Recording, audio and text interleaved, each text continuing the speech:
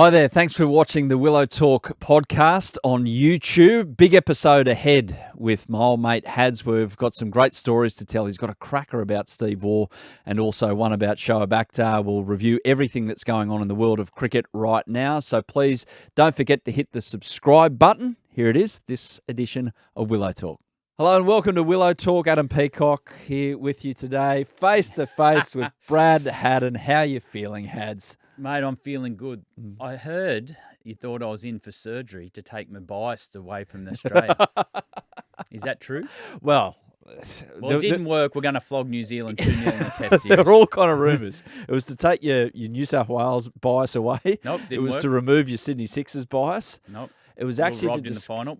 discover, and we gave a little promo to another listener podcast last week about an ASIO spy that was working for Russia in the Cold War, that you're actually an operative working under the guise of an Australian lover, but really you're a Kiwi deep down to try and find that out. You can wash your mouth out there. That's the most offensive thing I've ever heard in my life. But it's good to see you back. Mate, it's good to be back, yeah. It's good. It's been a good summer. It's been a long summer. It caught up with you in the end, didn't it? You just needed a week to recoup. Yeah, I just needed a week to get back to normality, but I'm back now. I've watched a bit of cricket. West Indies have been ordinary again. Australia dominated the 2020, but it's been a good summer. Haven't they stunk it up after those one days at the end there, and then the T20 where they put some runs on the board? They just can't bowl. Well, it's interesting. It's got nothing to stop Australia scoring. Well, it's interesting when we look at the 2020. It's Russell's back, Puram's back. If only they were in the test team. If only they were in the test team, the game would have went 2 days. So they're in an interesting spot, West Indies cricket, because I like what they did. They took that young test team out. They showed a bit of enthusiasm. We've seen Samar Joseph, mate. He's been outstanding. He's getting offers all over the world since that test match. But I think that the West Indies need to move past the older players, actually. Move past and get some quality cricket into the younger kids. And then all of a sudden, maybe in a few years' time, they'll be ready. We'll get into that in greater detail shortly. We'll recap the women's series against South Africa, the one-dayers. Australia won that 2-1. We've got a test match around the corner. And the under-19s, congratulations to the men's under-19s. World champions beating India in the final on Sunday night. So we'll have a little look at that and what it all means for some of the players that jumped out at you, Hads. I know you keep an eye on all levels of cricket in Australia, so it'll be interesting to see your thoughts on who can maybe make a step out of that into men's senior cricket and represent Australia going forward. Before we start, though, big shout out as always to those who have followed, subscribed, rated and reviewed Willow Talk. We're up to 82 reviews on Apple, so inching closer to that 100 mark by the time the clocks go back. A couple more coming in on Friday. Thank you for that. First one was from DC on the GC, who said, "Great pod, love the chats and insights on the wonderful game we all love. Keep up the great work, fellas," and lady as well. And Hassie Jr. 09 said, "Maximum. Love your work, guys. In-depth work into all formats with some great laughs. Alyssa has come on board and adds that perfect voice to give us the scope on the women's game." So there you go. Well, it's interesting that she's come on board. Well, both our passes were blocked today to come in the building, and we had to borrow hers. So, so you might be hearing a lot more of Healy and less of us. Yes, Elisa Healy, if you're listening, can we borrow your pass? Because otherwise we can't get into record, unfortunately. And this is now your show. Yeah, exactly. Willow Talk with Healy. Yeah, we're just along for the ride. Now, let's start with the T20 series. A quick word on that as we sit here right now. It's after Game 2, before Game 3, and Game 2 by 34 runs. Hobart got a lot closer than it really needed to in the end, but it was a win for Australia. The undoubted star of Adelaide, Glenn Maxwell, flicked a switch again. All of a sudden, Maxie, in and out of the news for various reasons. In the news this time for an incredible innings, 120 not off 55 deliveries. Well, you can't fault him, can you? That's a record, a fifth 2020 100, but it's just the style in which he does it. And the one thing we've seen now, he's been a lot more consistent. We've seen it. He said after the World Cup, he said, "I'm starting to understand my game, what works." The Australian team have given him a free license to play the way he did, but he is a true entertainer of the sport. He'll probably go down. I think he's our best 2020 player along with David Warner, but just the power he gets. Go out in the backyard or onto a ground and try to reverse sweep a ball and see how far you can get it. It'll go about 1.5 meters. So for someone with that much talent to be able to dominate a game the way he is, the impact he's having on not only that form of the game, but the way the game's being played with kids is phenomenal. He's obviously had his issues away from, around cricket, but like falling off the back of the cart and, the thing in Adelaide as well when they were there earlier in the season. Do you get the feeling, though, because of his extreme talent, not that they're swept under the carpet, those incidents, but they're forgiven more easily as they would be for other players that you find?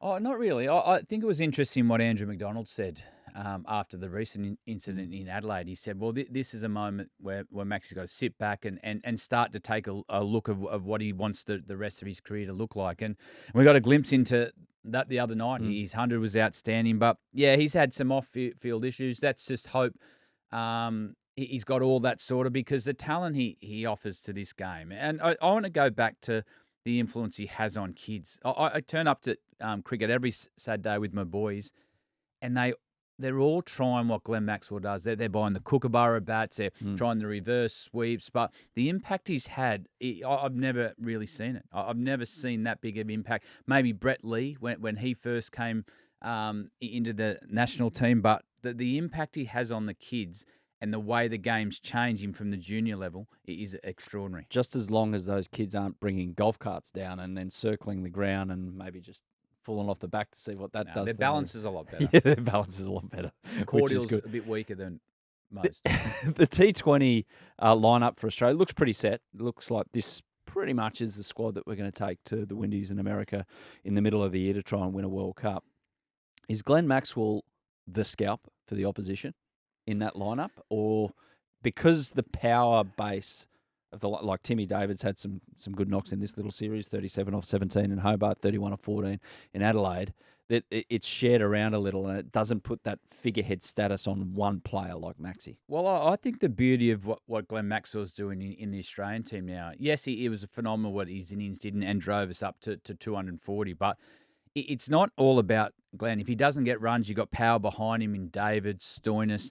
At the top order, you got Warner, Mitch Marsh. Does Steve Smith come back in? He's had a conversation. Inglis is starting to understand his role now. So I think the beauty of this team now, they've got a really good balance all over the board, and everyone knows their role. Maxwell's role is to go out there, and he's one of those guys who can take you from a 170 score to a 230. He's an out-and-out match winner, so he's allowed to play, but the reason he's allowed to play is the consistency at the top order. I think young Inglis has been outstanding. I think he's really added something to the top. Just Travis Head will come back in there, I'd imagine, with David Warner, so you've got to find a spot for Inglis, or does he go back to the reserve keeper?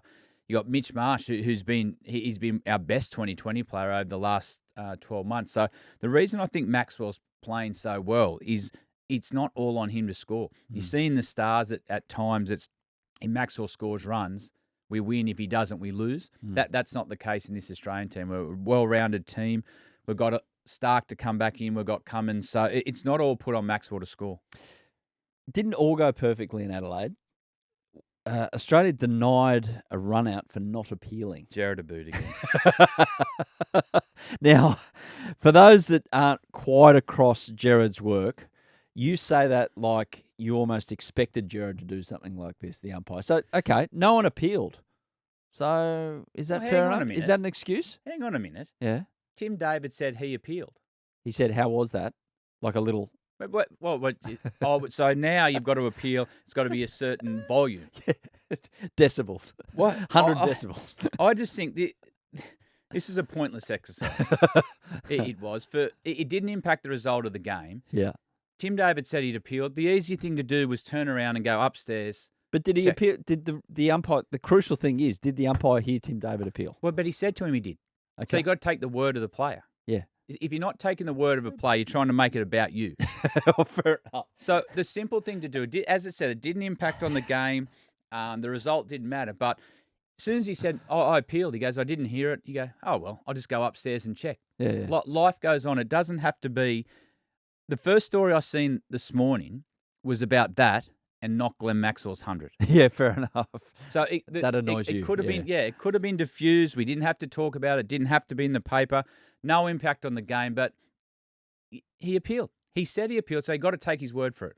I don't know the ins and outs exactly of the rule, but I was led to believe, because you believe things off social media, that they can appeal all the way up to the bowler reaching the top of the mark. However, by the time bowler reaches top of mark, you've already seen the replay on the big screen. Should you be able to appeal retrospectively off something you see on the big screen? Well, we don't have to go that far. Yeah. Tim David said he appealed. That's as simple as it has Oh, to no, be. okay. Take that out of it. No, I'm not. No? I'm not taking it out of it. Jared, stop it. Have you got history with Jared, do you? Oh, no. No? He's a good man, but sometimes these things just don't need to happen. Doesn't need to overshadow the game. But he had the old helmet on, so maybe you couldn't hear it. He had the water polo ears. Well, take the fielder's word. Yeah, okay. Fair enough. But Timmy might have been making it up. Oh, I appealed. No, he didn't. Prove it. Well, you know what? We'll go upstairs and I'll prove it. You're trying to. The game's you don't have to. It doesn't have to impact the game and be an event. Strange things happen in Adelaide. It's not the strangest thing I've seen happen. I've done a few strange things, Adelaide. Okay. We have found some vision hats. Mm. And this is where we'll get back to present issues in a moment. We have found some vision of you 10 years ago, 11 years ago at a game in Adelaide. Mm-hmm. Now, this was just after the free hit off a no ball rule changed. There's vision of you not only backing away, but basically backing off the pitch. True. Backwards, behind the stumps to try and hit Shoaib Akhtar. Explain yourself. Well, I'm going to have to go back to a couple of nights before. I can't say the night before because we'll get in trouble. So I'm going to say a couple of nights before. Righto. It was the first time free hit had obviously come into the game. It had been in English cricket. We had a few guys that played a lot of county cricket, like Hodgie, and I think Matthew Elliott was there. And they said, if we get one of these free hits, what are we going to do? And everyone just said, you whack it out of the ground. He said, can we kick the stumps over and go back? Can we jump behind the stumps? So there's a bit of a discussion about what we could do. Yeah. And I think I was out batting with James Hopes. Yeah. And what we came up with the night before, he said, let's just jump back and give ourselves time to hit it. And if it hits the stumps, we'll just take off for one. Anyway, I got the first one. And I thought, no. I think it was Hopes. He said, what are you going to do? I said, oh, no, I'll just jump back behind the stumps. And I tell you, I was that close. I just shanked it inside edge. If it was just a little bit more in my zone, I would have got it and it would have gone. But I shanked it and it took off. So, yeah, that's how it all started. But you must have had times where you're sitting with your mates, whether over lunch, a coffee, or a couple of beers, to say, what rule would you change or what rule can you bend a little? NRL coaches do it every other week. No. Yeah, exactly. That's the whole point of being an NRL coach. I want to put it out to our listeners. Give us a harebrained idea you've come up with. And they don't have to be smart ones. Ours wasn't a smart one. Ours was... Well, was it? I'd put it down as pretty smart because you're facing the quickest bowler in the world at the time, or along with Brett Lee and Shoaib Akhtar. Yeah. So by the time the ball gets to you where you ended up, it's 5 or 6 Ks slower. Did it feel that way? Or was it just still lightning quick? Well, what it felt like, I thought, geez, am I really going to do this? And you just, when you're having those conversations and you think, it'll happen to someone else, then you go, shit. It's almost like a dare. Yeah, but that's basically what it was. It's like a dare to go to church and just let out a fart mid-service type thing. That's a dare. Yeah. Doing something like that on the international stage, that's a dare. Yeah. Well, the other one option was, can we kick the stumps? Is that a dead ball? Like, there were so many things thrown around. Well, on the second one, didn't Shoaib do it a second time and he clean bowled you? Yeah, then we ran. Then you ran. And that was a great result. One, we got one run, and I was at the other end, so I didn't have to face him. How did he take it, you doing that? It was he just sort of looked at us odd. Yeah? Yeah. Life goes on. Was it lightning quick Shoaib that day as well? Or was a couple of balls were. Was he the type of bowler that if you hit him over the top, the next one was definitely going to be quicker? Well, yeah, he was. I remember a game in the UAE. He was just coming at the back end of his career. And he used to sneak halfway with his run-up. Sometimes he had a massive long run-up. And sometimes he'd turn halfway and came in. And I had a bad habit of looking down too long. Yeah. And he did it to me, and I've looked up, and he's about to let it go. So I sort of walked away, threw my hands up. We had a bit of a chat, and I walked down to Watto, and he goes, what have you done? I said, I don't know.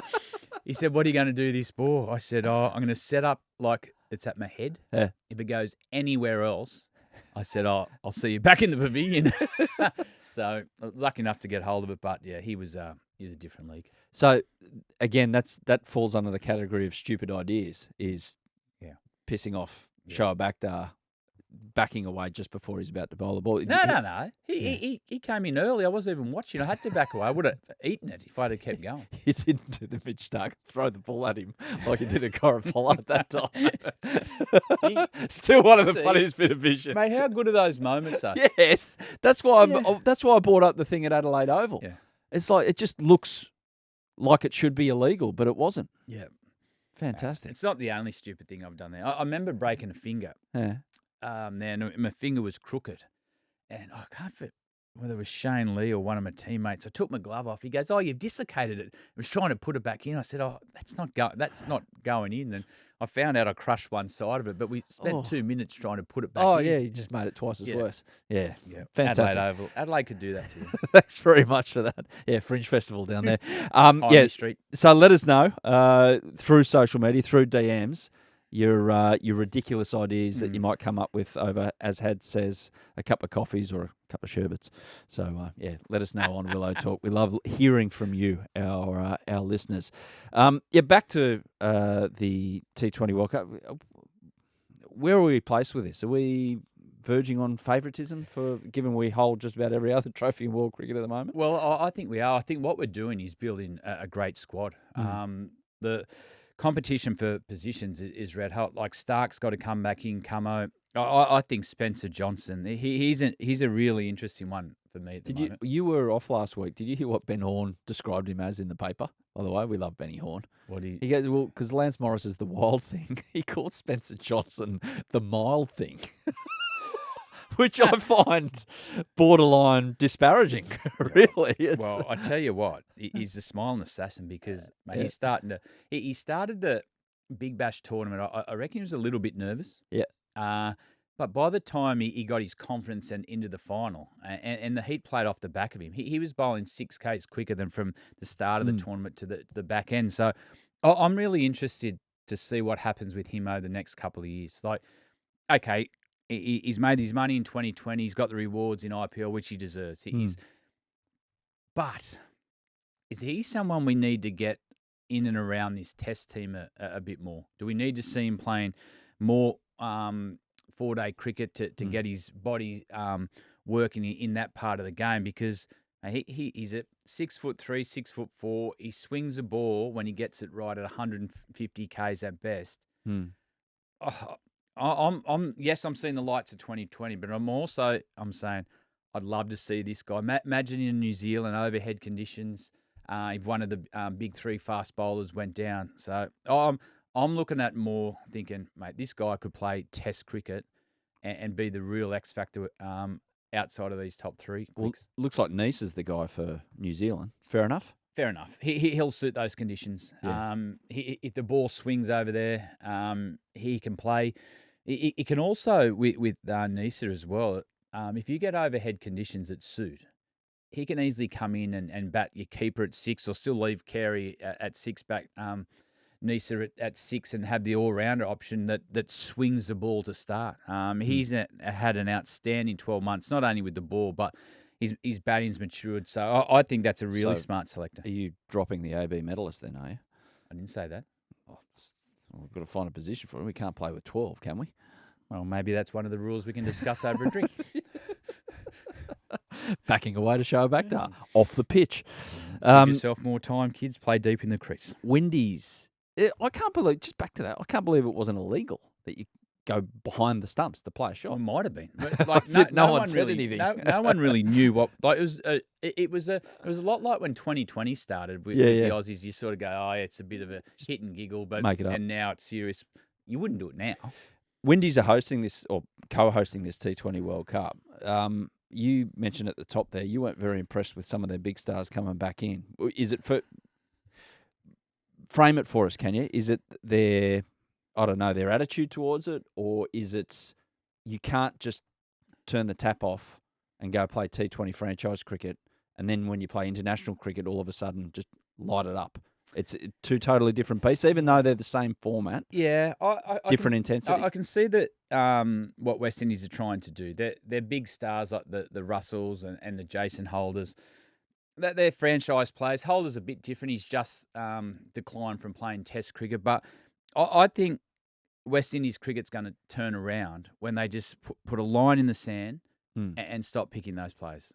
They're not available for the white ball forms of the Tests. We've seen in the Test match when they had a bit of enthusiasm about what they do. You had Shamar Joseph come in and he was outstanding. Mind you, all the Big Bash teams and IPL have just picked him up in Lucknow, but you can work with that squad, mate. Yep. They fielded well. They had a real desire to be better in Test cricket. The way they interviewed every time during the summer, say, no, we're here to make a difference. We're here for the long haul. And sometimes you just got to cut the string. You just got to cut it off and say, you know what? You guys are not available. We're not winning with you. Yeah. We haven't qualified for the last couple of World Cups. You qualified now because on your home paddock, and you have to. Yeah. But it might be the stage where you start to invest your time not into those old players. Yes, they've been stars. They're great in franchise cricket. But you know what? Let's start to put more time in the players like Hope, Athanasi, and players like that. And maybe then West Indies cricket can take off. You might need to cut the rope with some of those older players. We'll speak to Dan Christian later in the week, actually. He's a man who knows the T20 scene around the world pretty well and what's required at international level as opposed to franchise cricket level. He knows how to win. Knows how to collect a tracksuit as well. I want to ask him how many he's got. He could open up his own museum with all the tracksuits he's collected. How do we get Dan off the golf course? I think we're crossing to him at a pro-am. Oh, it must be. It must be a long-range forecast. It's raining. There you go. That third game of the T20 series to end the men's international summer, pretty much, happens on Tuesday as you're listening to this today in Perth. Australia women, they beat South Africa in a pretty good one-day series, 2-1. Won game 3, though, by 110 runs, and it was Beth Mooney again, who's, she's playing well, 82 not out. And El Capitan, our friend, host of the show, leader of the show, the only one that has a working pass to get into where we record these, heels with 60 as well. So good to see her score some runs too. Well, you know what I found interesting about this game? I think it was, is it Cape? Cap. Yeah. She came out. Marizan Cap. Yeah. Came out beforehand and say, Australia have lost their aura a bit. They're not the same team without Meg Lanning. Shut up. Do not fire champion teams up. So they come out, had this, they lost their aura. We're starting to, we found little ways to get under their skin. That's a dumb thing to say. You've just lost by 110 runs. There's no need to fire up champion teams and give them an opportunity to say, okay, now this is personal. And they did that. The big players stood up. Mooney, the captain stood up. Healy went 16 all of a sudden. Well, South Africa did score wins over Australia in a T20 game and also a one-day game, which I'm led to believe that's the first time that's happened. So maybe the gap is getting close. But I'm kind of with you. That's a first. Can we actually, Sam? Can we just mark that down in your diary? Just say that. Kind of with you. Yeah, I just wanted to try to just get that through quietly, but you don't say that unless 8 of them have retired. No, like if Perry, Healy, Mooney, and Lanning all went at once, you'd go, oh yeah, it's fair enough. They've probably lost some of their aura because they've got young players coming through. But they've still got some absolute legends in that team. It was a weird thing to say. Well, the thing about it, you say that if you can use that as a tactic. If that's a tactic, you say, okay. Plant the seed. Yeah, plant the seed, get under their skin. But if you do think it and you can't get a gain in it, talk behind, okay, I think they're vulnerable here, and here. And then we can expose that in the game. But you don't need to fire champion teams up. And this team has arguably been one of the greatest sporting teams around the globe. They win everything they go to. So there's no need to sort of poke the bear. So don't be surprised now. They'll come out in the test match. Australia will dominate them. And all of a sudden, you're eating your words. Yeah, the test match just around the corner. With your career, because you came in when a lot of legends departed. Yep. And we've had that in clumps with the men's team, like you 4 or 5 go at once, all the way back to 1983 when Marsh, Lilly and Chappell all went and one hit. Did you feel that when you came into the side that there wasn't the aura, because you'd been hanging around the squad, obviously. You were there for the '05 series and etc. That the aura there was something different about how other teams perceived the Australian team? Yeah, there was two ways to look at that. That the aura had obviously left where teams weren't as intimidated before you even got on the park. Because half the time with that a great Australian team, before they walked on the park, that the game was over. You've seen that many a times. But the other part of it is it was that exciting to see, okay, can we get out? We went down the order a bit, but can we get back to that number one ranking? And I remember Ricky Ponting. We won a series in South Africa, and he just stopped and watched us all walk off. It was at Durban. We finally won the series, and I remember talking to him afterwards. He goes, "That was one of my most satisfying wins." And I'm thinking, "Man, you've won everything. Like no one ever beat you. You've dominated World Cup finals." He said the reason why is South Africa were flying at that time. They had Boucher, they had Callis, they had Smith, De Villiers, Stain, bowling in swingers. Mate, he reverses it. Perfect technique, kids. Watch it.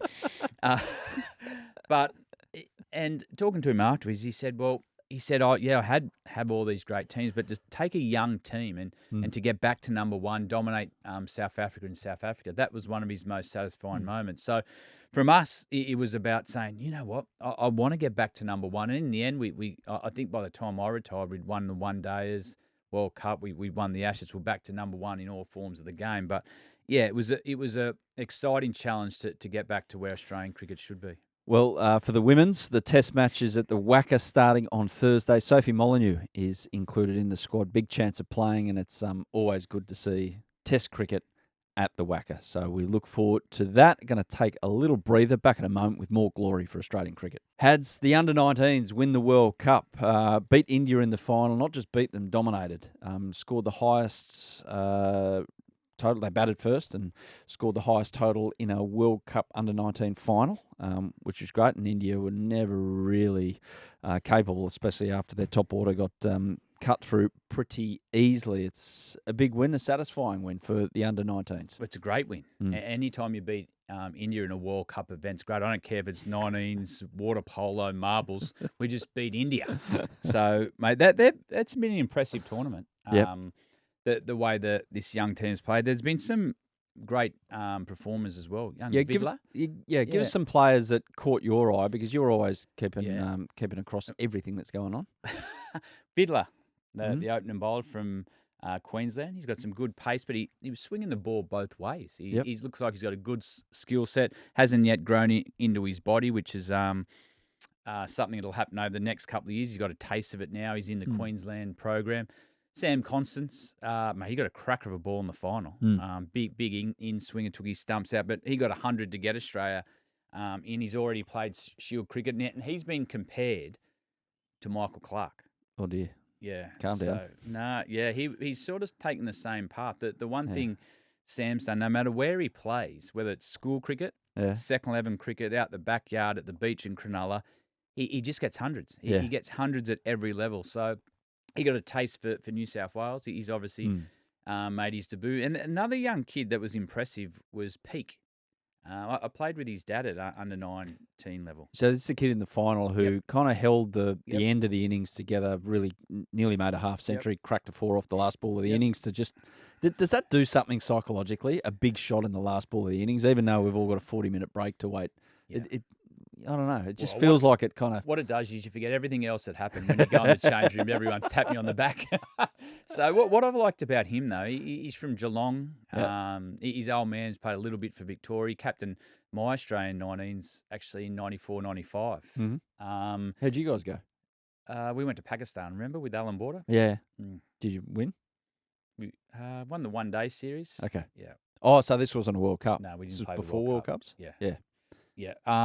But he's cricket smarts. Yeah. And it was interesting to read an article about him where his dad played the long game. He's a smaller kid, and you see that a lot now. But so he couldn't play the shots the others did at young age, but his dad played the long game, taught him about technique. He's got really good cricket smarts. So that's one thing that stood out with me. So there's a lot of good cricketers, but they're the ones that I thought, hang on a minute, these guys that think differently about the game, and I like that Peaks cricket smarts. Yeah, and we give the ICC a bit of a slap for the way that they administer the game all the time, or try to hold them to account. But fair play for them for putting events like these on for the under-19 cricketers, because it's not the massive step we think it is in development, but it's an important step, because now these players very soon are going to be playing week in, week out. Oh, a lot of them would be in grade cricket probably. They would have grade school. A lot of these guys would have been good enough to play grade cricket when they were 13, 14. Yeah. But it now's the interesting time, is it not, that they transition full time to playing against elite men? Yeah, well now they've had a great taste. They've got a taste of what it feels like playing for Australia. All the habits that you create on those tours, you take into your first class debut. But the other big thing out of all that as well is the Indian players. Like, some of these guys might be in 18 months' time, 12 months' time, be offered $1 million in IPL. So it's great exposure for everyone. And going away on those tournaments, you run the tournament exactly the same as you'd run a World Cup, whether with 2020 or that. So the kids get a real taste of what it feels like playing for Australia, all the important habits and behaviours that you need to be successful. So, now it's going to be interesting to see if they can watch and turn their success from being kids into the men's game. Absolutely. There was one Indian bowler, he was rapid, Tiwari. Yeah. Aman Tiwari. He was quick. I don't know how he holds his body together bowling like that, but if he does, he's going to be one to watch in the future. So in the past 12 months, Australia has won the Women's T20 World Cup, the Men's World Test Championship Final, the 50-over Men's One-Day World Cup, and the Men's Under-19 World Cup. Dominating. And that's... Best cricketing nation on the planet. 100%. And that's the one thing... We expect that, though. We expect that from any of our sporting teams that lead these shores, that we dominate. So, because if it's not, it's a crisis. Yeah. It's either we're the best or it's a crisis. Argus There's nothing in reviews between. Happen. You lose a World Cup or a National, Argus review comes. Yeah. Hey, risers and fallers. To the risers, the hundreds of people who commented on our post when you were away last week, Hads, we put it out there with Hills and Ferg, who dropped in for us, the best looking shot in the game. Some popular picks were, and they gave us examples as well, which was great, because it was about an on-drive. Something about an on-drive. And then I threw up, is there nothing more beautiful than a cover drive or a nice flick off the pads, Mark Waugh style?